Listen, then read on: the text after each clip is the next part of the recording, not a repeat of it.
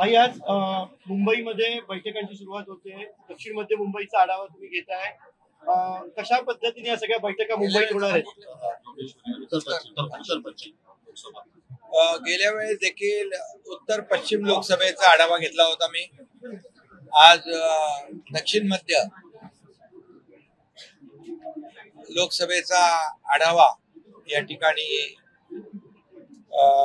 होईल आणि या लोकसभेमधील 6 विधानसभा न्याय आणि विधानसभेतला मुंबई महापालिकेचा वॉर्ड निहाय या ठिकाणी आढावा घेतला जाईल.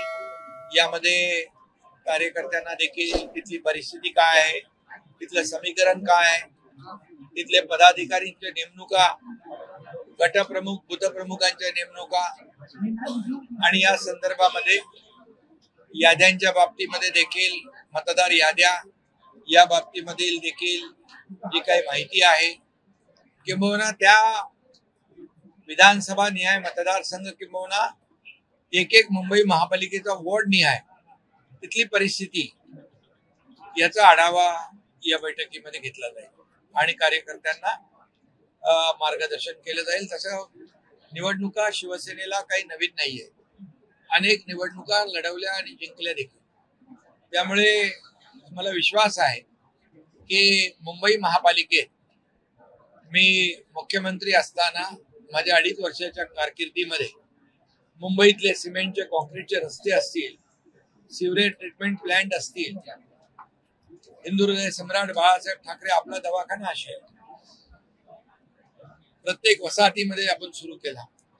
त्याचबरोबर मेट्रोची रखडलेली कामं असतील, कारशेडची कामं असतील, कोस्टलचं काम असेल, अटल सेतूचं काम असेल, हे जे काय मुंबई महापालिकेत मुंबई शहरामध्ये महायुतीने केलेली कामं लोकांसमोर आहेत.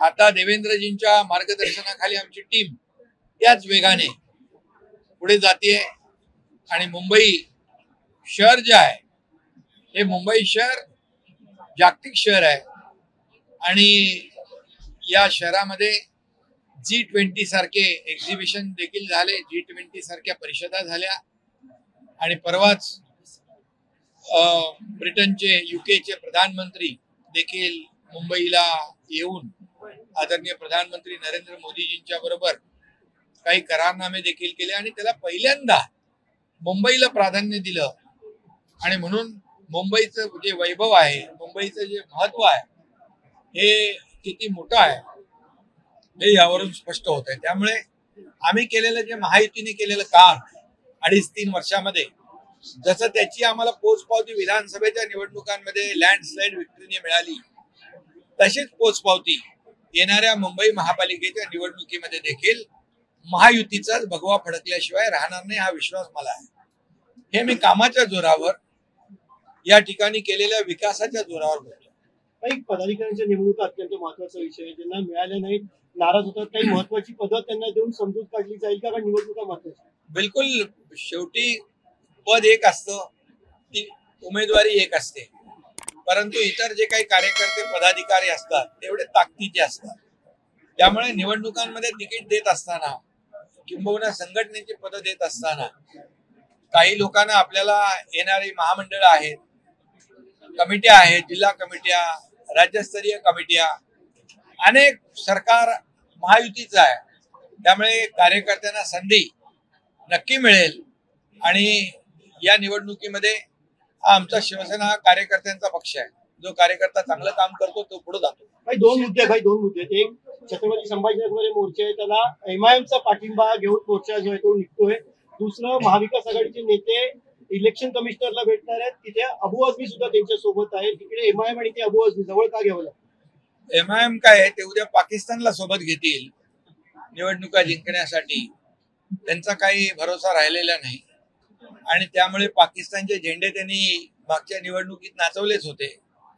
दहशतवादी जे काही होते त्यांच्या कबरी देखील सजवण्याचं काम मागच्या वेळेस त्यांनी केलं होतं.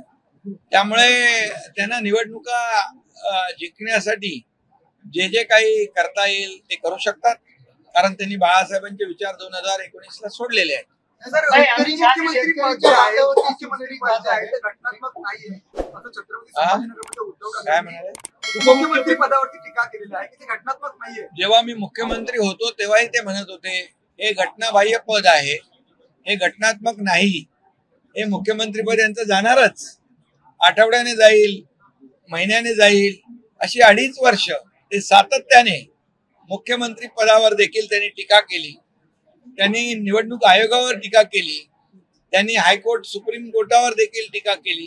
त्यामुळे ते काय बोलतील त्याचा नियम नाही आहे. त्यामुळे त्यांच्या आरोपाला मी कामातून उत्तर देत आलोय आणि आता देखील कामातूनच उत्तर देणार. निवडणूक आयोगाची भेट घेणार आहेत, राज ठाकरे देखील सोबत असल्याचा दावा संजय राऊत. कशासाठी? एकूणच लोकशाही नाहीये आणि निवडणूक आयोग निवडणूक आयोगाला तर ते शिव्या देत होते, त्याला काहीतरी चुना आयोग म्हणत होते. त्यामुळे त्यांच्यावर आता त्यांच्याकडे जाणार आहेत. चांगली गोष्ट आहे, म्हणजे सुधारणा झालेली आहे. त्यांच्यावर विश्वास दाखवत आहे. ठाकरे ब्रँड अजून पाहिलाच नाही, येणाऱ्या निवडणुकीत आम्ही ठाकरे ब्रँड टाकून देऊ असं उद्धव ठाकरे. बघा, मी काही कुठल्या ब्रँडवर बोलू इच्छित नाही. बाळासाहेबांचे विचार घेऊन आम्ही पुढे चाललोय.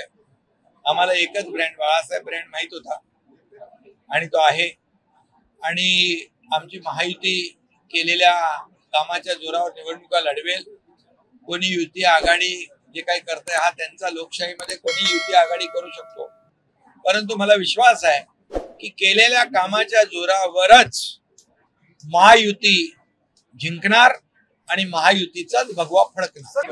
उद्धव ठाकरेंनी छत्रपती संभाजीनगरमध्ये अंबरनाथ आणि आसूड याची मोर्चाची घोषणा केली होती. काय त्यांनी अंबरडा मोर्चा काहीतरी काढला होता. मला वाटतं या ठिकाणी 32,000 कोटीचं पॅकेज महायुतीने जाहीर केलं आणि त्याची प्रक्रिया सुरू झाली. मला वाटतं त्यांना याची माहिती नसावी म्हणून त्यांनी हंबरडा मोर्चा काढला. परंतु हंबरडा म्हणजे हंबरडा फोडताना माणसाच्या चेहऱ्यावर दुःख असतं, रडू असतं. ते हसत हसत हंबरडा मोर्चा त्यांनी काढला. चेहऱ्यावर हास्य होतं आणि हातामध्ये काय आसूड होता. त्यांनी आसूड म्हणजे त्यांनी ज्या ज्या काही चुका केल्या मुंबईमध्ये, कोविडमध्ये, खिचडीमध्ये, डेड बॉडी बॅग मध्ये, आपल्या कुठल्या मिठी नदीमध्ये, रस्त्याच्या कामांमध्ये ज्या चुका केल्या त्यांनी स्वतःच आसूड मारून घ्यायला पाहिजे होतं. त्यासाठी मला वाटतं आसूड आणला असेल.